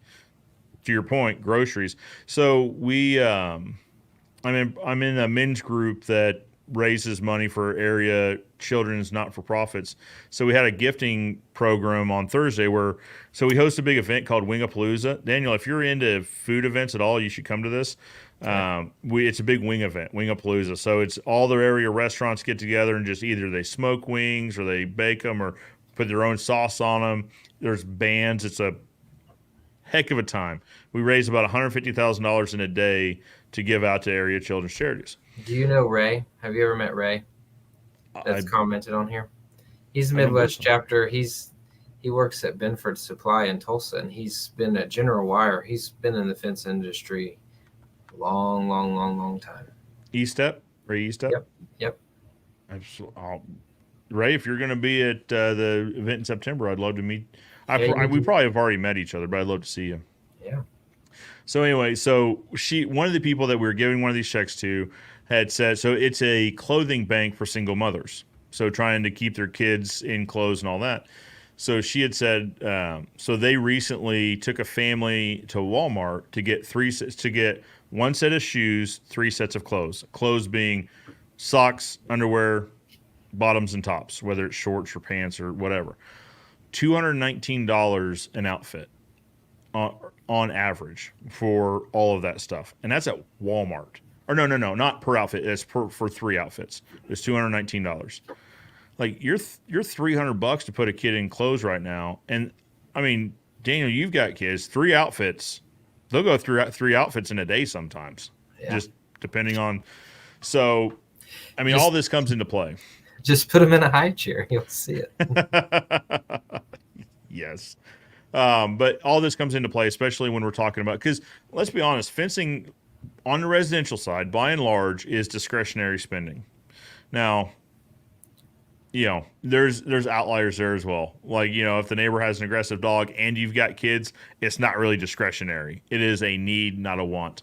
Yeah. But the upgrade is a want, right? The going into cedar materials on steel posts as opposed to an all pine privacy, whatever the situation is, that's when you get into discretionary spending. But Ray, you're absolutely spot on. It all plays a role. Tony Thornton says, 2 biggest impacts for our industry at this time, in my humble opinion, is inflation and interest rates. Absolutely. So, like I said, hopefully we see interest rates go down September, and I would love it if they did a little bit more than what they're thinking or what everyone thinks they're going to do. So Give Award Chance says, offering winter discounts and plan larger jobs, commercial, HOA, agriculture, and schedule them in the slow time from December to February. That's what we do. I love it. I heard one contractor, and I forget which group it was in, was talking about offering a discount right now for projects that don't schedule until after, like, for them, it was after November 1st. Interesting. So they figured out what their slow time is. So, hey, if we want to load jobs into December, we say, hey, whatever it is, I'll give you 8% off this project. If you're already used to running now, I want to preface this by saying before you start offering discounts, you absolutely have to understand where your numbers are at, right? Yeah. Because you could offer discounts and go broke. Yeah. You need to make sure you've got enough margin in these to offer, but give a discount, whatever that discount means to you, to schedule in after December 1. Because a lot of projects, Daniel, you probably get into these where they're like, I always ask them, when does this need to be installed? And just right now, we're about 6 weeks out, so I want to make sure that they don't think it's going to get installed next week. So how when does this need to be installed? Oh, sooner Maybe. rather than later. And then all of a sudden you give big discounts, you have ice storm come through, and then all of a sudden you get slammed, and then you're in big trouble. So That's the you have to be danger. careful. That's the danger. Absolutely. Yeah, now you've got discounted work that's taking up the calendar instead of full paying work. Yeah, it's risky. You gotta play the game there. But so in our neck of the woods, like November, December are pretty safe as far as ice. Usually we get into ice January, February, kind of. But knock on wood, like that's like anything can happen. I mean, it's snowed into May here before, so like you can't count on the weather in the Midwest.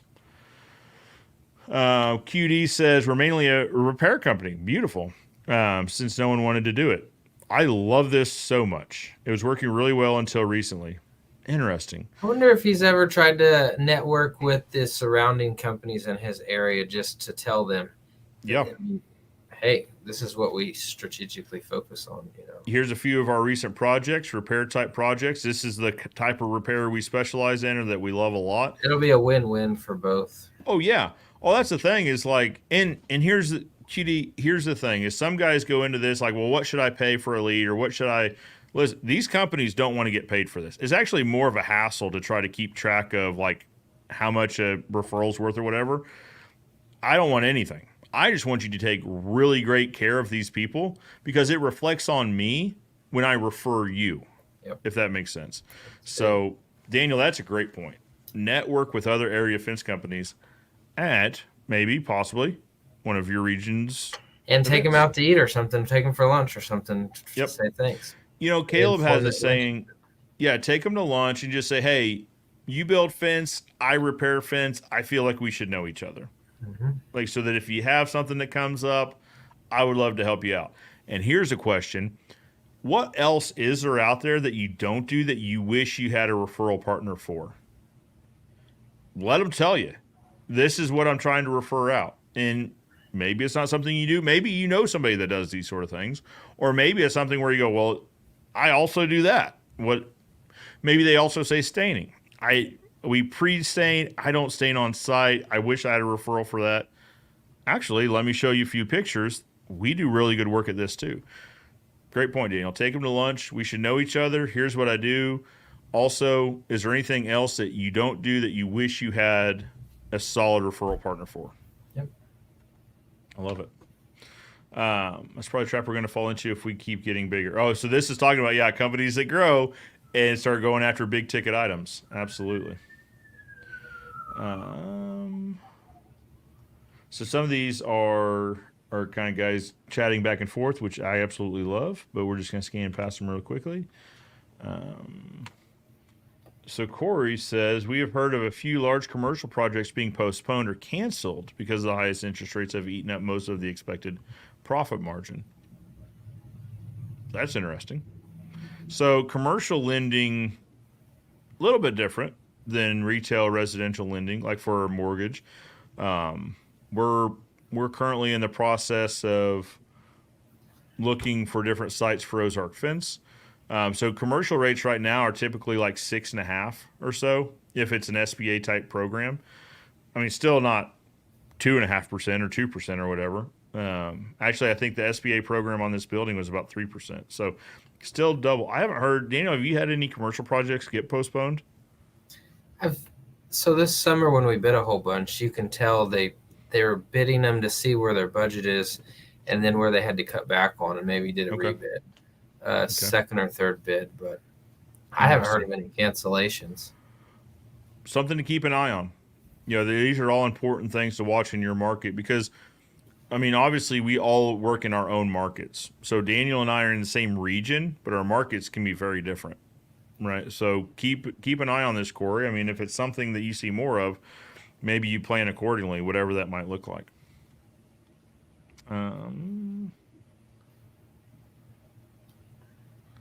UD says, thank you, by the way. I'll look into all these ideas. Hope we can help. Absolutely. Give her a chance. Thanks, guys. You're very welcome. Michael Reed, Executive Director, AFA, says, great discussion and insights. Thanks, guys. Thank you, Michael, for tuning in.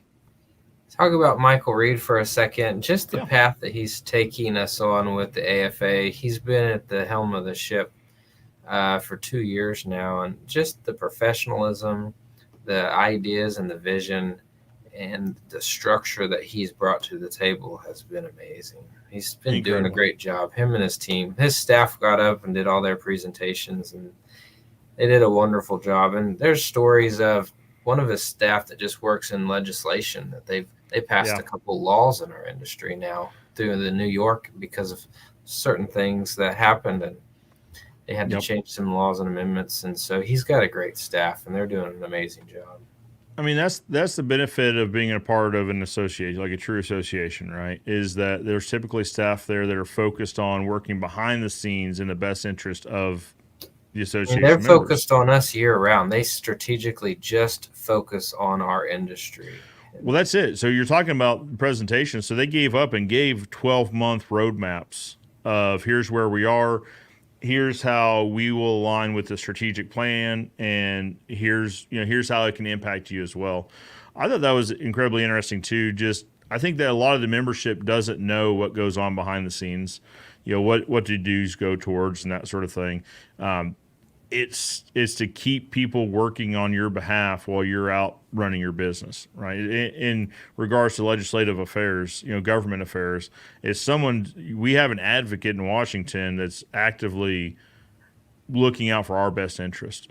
While we were actually in Salt Lake City, she had met with either a senator or a congressman. So she had met with some of the government officials there in Utah, saying, "Hey, here's what we're coming to Salt Lake City in 2025. Here's how we're impacting your area. Here's some things that we're keeping an eye on that's probably going to come up on your docket that we'd love an opportunity to talk to you about and maybe speak to you on the behalf of the association in favor or not in favor of whatever these bills are coming up." There's somebody actively doing that on our behalf every day of every week. Yeah. I think that's huge. So speaking of financing, give more chance that Acorn Finance is the company they use. They're a broker linked to lots of lenders. It allows us to see who applies, who are approved or not. High approval rate for the customers due to more lenders. I love it. Absolutely love it. So that's a big question. I mean, we ought to do a show on just financing, because this question, I'm sure you see this in the Facebook groups just as much as I do. This is a subject of quite a bit of discussion here lately. So be good to talk about. Give Ward a chance. Said, good point on knowing your numbers before offering discounts. I just figured they would, but good on you to mention it. Yeah, so, yeah, just make sure you're not giving discounts and spending yourself into negative profit on some of these jobs. OG Frenchie, what's up, Matt? Says, late to the party. What's up, Joe and Daniel? Thanks for your time. So, so this is Matt. So Matt did the intro music that's on the countdown. Incredibly talented guy. He also runs our on-site He's superintendent of our on-site operations here. So I specifically was listening to the lyrics while we were waiting in the back. It's good. And it's was good. All right, Daniel, we haven't even talked about the golf outing. Let's talk about it for a little bit. Any updates on the golf outing for the Midwest chapter? So our Midwest chapter, we'll start in September 18th. We are going to do a plant tour at Ameristar. Ameristar is going to be our dinner sponsor for our golf event. Nice. And in order to have education, we want to have education in our chapter. Yep. They're going to open up their facilities to do a plant tour. And if you have never been to Ameristar and see the efficiency and their plant and how everything's made is amazing. From the huge spools of flat steel to the tooling all the way down to the welding and the powder coating process and everything. All the automation is incredible. And their gate manufacturing shop is incredible. That's worth it. If you're coming into the golf, stop in, do a plant tour. After the plant tour, we are holding a testing event on the 18th. Okay. So if you've been studying for any certifications, we're going to have a testing event. And then on the 20th, Shangri-La in Grove, Oklahoma, it's on Grand Lake. Shangri-La's Monkey Island. we're having a golf tournament Friday at noon. Okay. And usually we have 100 golfers. That's about what we can support right now. And after golf is over with, we'll go over to an outdoor venue at Shangri-La on a Nice. patio. Yep. And this year we're going to go big with dinner. We're going to have a whole hog that we're going to have cooked. And All right. we'll have barbecue also, and then there'll be chicken and fish and the whole 9 yards. So the dinner is going to be really big. It's going to be worth it. Then we'll have our award ceremony, and we'll have a little chapter meeting. Nice. So if you're interested, go to our Facebook page, AFA Midwest Chapter. Look at our ads in the comments. There's a link to go to our website. If you're interested in sponsoring or promoting your business, we're looking for people that are wanting to help out with our golf event. And then if you're wanting to golf and put a team together, you can register there also, so you can get involved. And then that dinner night's so much fun. I mean, yeah. After dinner, after the chapter meeting, there's 150 people there that's in the industry, and all they want to do is talk about fence like me and you are doing right now. Yep. So it's a great place to meet people. It's a whole evening of just being around other industry professionals. So there's also a smaller group of us that have made somewhat of a tradition out of going over to the fire pit at the pool and having some cigars. So we will likely continue that tradition as well. I mean, it's a good time to sit around and just talk fence and cut up a little bit and blow off some steam. I mean, but it's, I don't know. It's just to be around people of like-minded professionals is just, it's a neat experience for sure. That's right. Speaking of being around like-minded individuals, let's talk about St. Louis area. So this is going to get really specific. St. Louis area fencing contractors, we're holding a dinner for them as well. Is that right? Yeah, we're going to do a dinner in St. Louis. Ameristar has a facility there, and we're going to reach out to a bunch of members in the St. Louis is an area we haven't really gone to as the Midwest chapter for meetings, and Sure. we would like to target St. Louis. We'd like to get some involvement. If you are a member and have not gone to any of our events, here's your chance. We're going to do one in your backyard. Well, and even if you're not in the Midwest, right? So St. Louis also Across butts up with a couple different regions.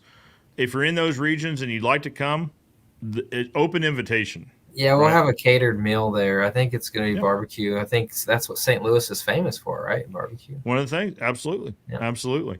So, yeah, if you're in the St. Louis area or you'd like to travel to the St. Louis area, November 1st, right? Yep. We'll start promoting that after our golf event. Once we get the golf event done, if you follow our Facebook page, we'll start pumping that through pretty frequently. Absolutely. And guys, this is the Midwest push. So the Midwest region, Daniel, Oklahoma, Missouri, Kansas, Nebraska, and Iowa. And Arkansas. A little bit of Arkansas. I was going to say some Arkansas. It's a big region geographically, large region. It's probably why we're so awesome. It's just because we have such a big area to pull rock stars from. I mean, there's a reason why, Chapter of the Year. I mean, has anyone heard of that award? So we're a pretty big deal as far as regional chapters go. But one of the things we're trying to do, Daniel, you had kind of laid this out for the board. I say we, the board of the Midwest chapter. You kind of laid this out. We need to do more outreach into the other regions of the chapter. The bulk of the chapter members are in Oklahoma, so we've been doing a lot of events in Oklahoma.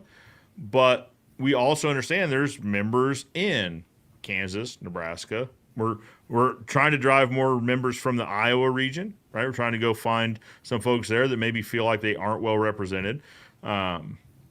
Susie and I are going to head up to St. Louis, and anyone else is welcome to come to go up to St. Louis to find members there that, I get it. So Tulsa does, St. Louis to Tulsa is 5 hours probably, 4.5.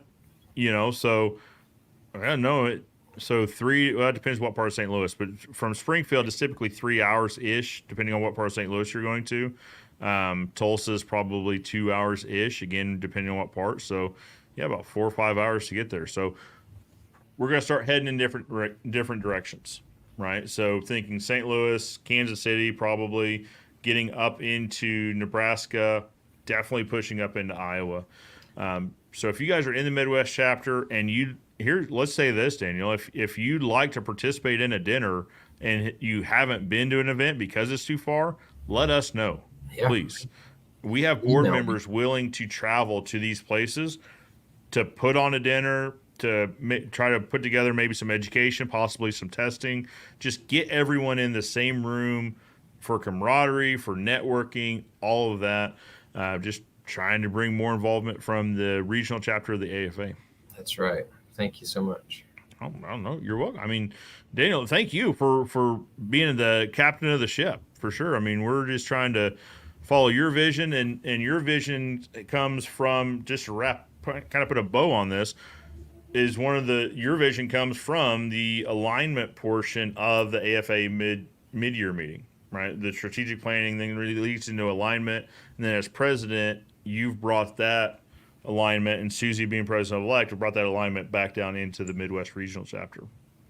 Yeah, we definitely want community, and we want all you members out there that are members of the Midwest to have something to go to. And so we're working hard to try to have something in your area. Hopefully, after St. Louis, we've been in talks to try to figure out something up north also. Yeah. So. Yep, absolutely. Yep, get into, Kansas City's kind of a northern that reaches into Nebraska, maybe reaches into Iowa a little bit. But seriously, if you're a Des Moines area contractor, a fencing contractor that says, I would love to be to a dinner, but I just can't, it doesn't make sense to me to get to one lately, reach out. I mean, we would just like to know where the need is, because we're also not wanting to host a dinner and just have there not be a need or a desire for it either. So we would love to hear from you. We had our fishing event that we had a couple people from Nebraska and Iowa drive down. So even though we're having it in Oklahoma, we're still getting that need and that want. So that's why we really need to start reaching out too. So absolutely.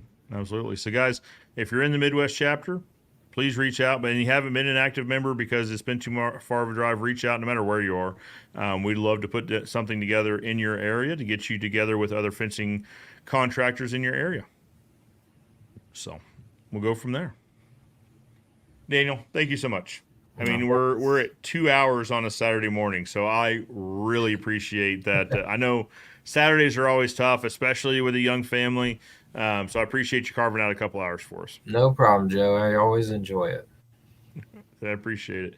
Guys, if you'd like to follow us, Joe Everest on any one of the video platforms, LinkedIn, YouTube, Facebook. If you're listening to the podcast, thank you so much for making it to the end.